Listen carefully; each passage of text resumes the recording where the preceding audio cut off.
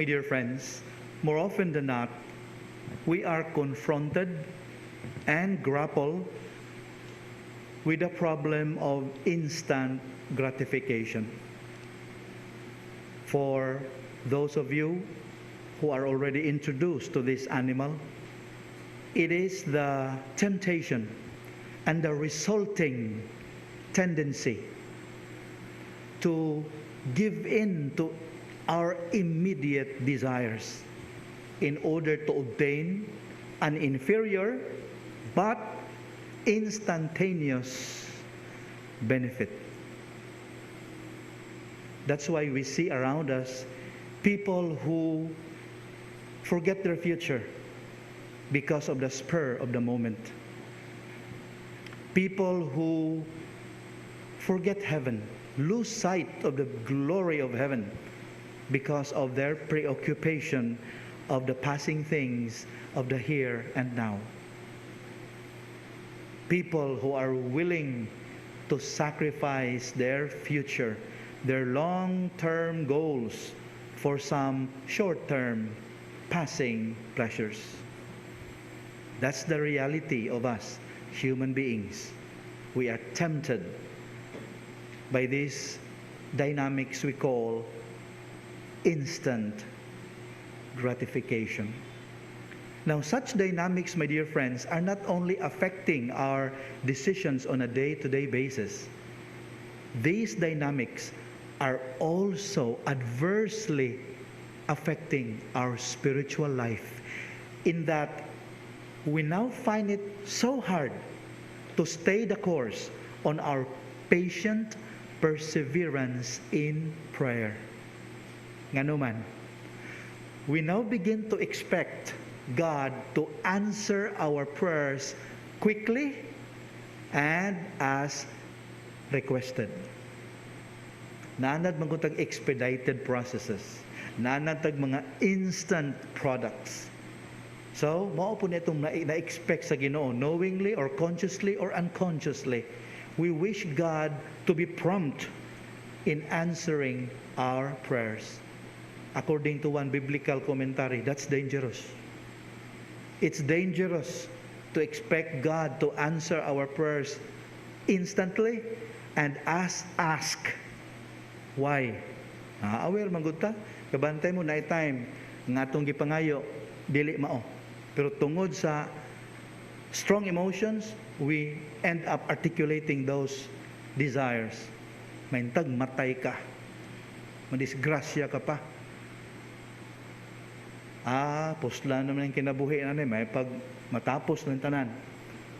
So no wonder dihay usa ka wise individual nga nagkanayon. If the gods wish to punish us, they answer our prayers.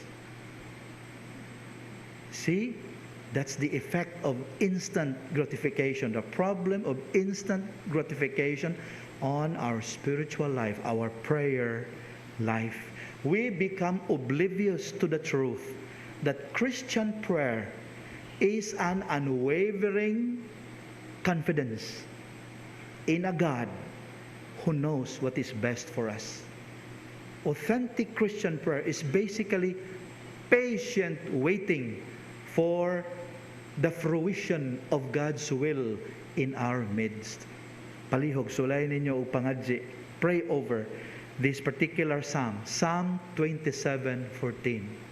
It's a beautiful passage in sacred scriptures, encouraging us to wait for the coming of the Lord's will in our lives.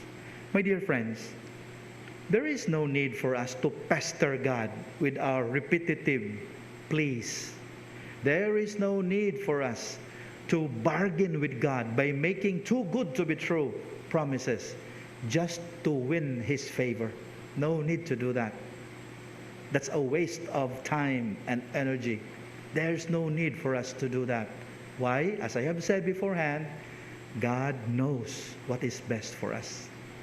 We should instead focus our strength on mastering our minds, our hearts, and our souls. Towards what? Towards the direction of living out God's will all along. And while doing that, we pray, your will be done, O Lord. If we have that disposition, we would experience less stress in this life, because in our dealings with God, we assure ourselves that He knows what to do with us.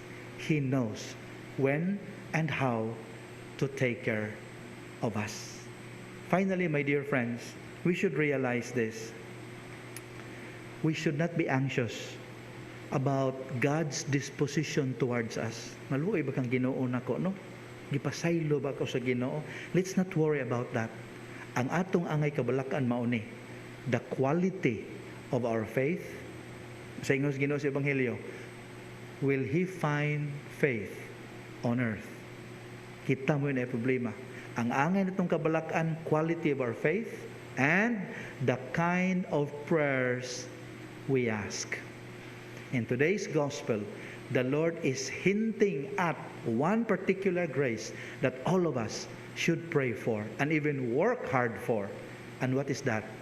The vindication of all those people whose rights are being trampled upon. Do you find yourselves praying for such grace? The liberation of those who are oppressed? Do you find yourselves praying for that? Or you only pray for those things that really matter to you, and most of them selfish? Think about it. And as we receive the Lord in Holy Communion, we say with Him to His Father, your will be done.